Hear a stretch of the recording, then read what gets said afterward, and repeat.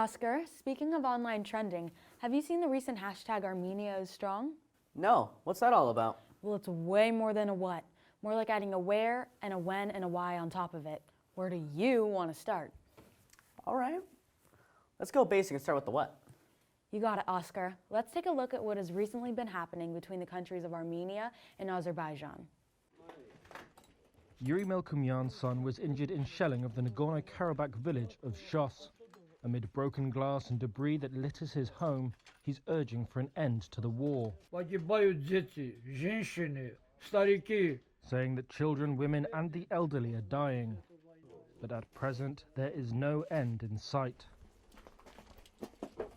As the sun rose on Sunday morning, a humanitarian ceasefire that had come into force just a few hours earlier was already breaking down, with Azerbaijan and Armenia both accusing each other of violations. Okay, let's back up. Where is this all happening? That's a great question. Well, between Europe and Asia, and the Caspian Sea and the Black Sea, there lies a mountainous region called the Caucasus. This area includes the countries of Russia, Georgia, Turkey, Iran, Armenia, and Azerbaijan.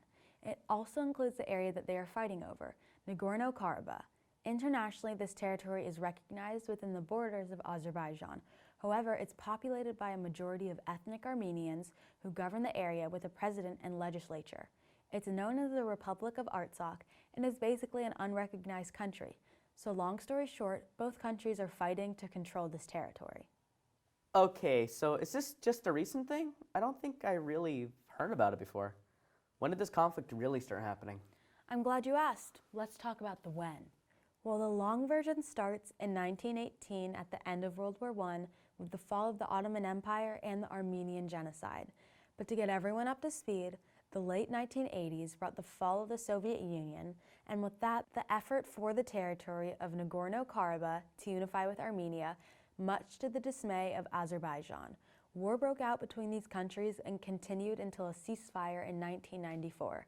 Ever since, tensions have been brewing throughout the years over this disputed territory.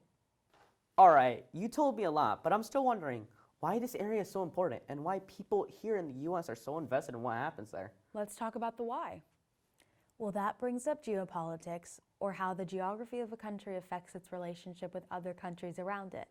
With the violation of the most recent ceasefire, the fear is that large countries will get involved, with Turkey supporting Azerbaijan and Russia supporting Armenia. There is also the issue of natural gas and oil pipelines that run through this territory and supply most of Europe with gas and oil, which is a very big deal. And about the significance here in the US, well, we have the largest Armenian population outside of Armenia itself, in the greater Los Angeles area, especially in Glendale, California.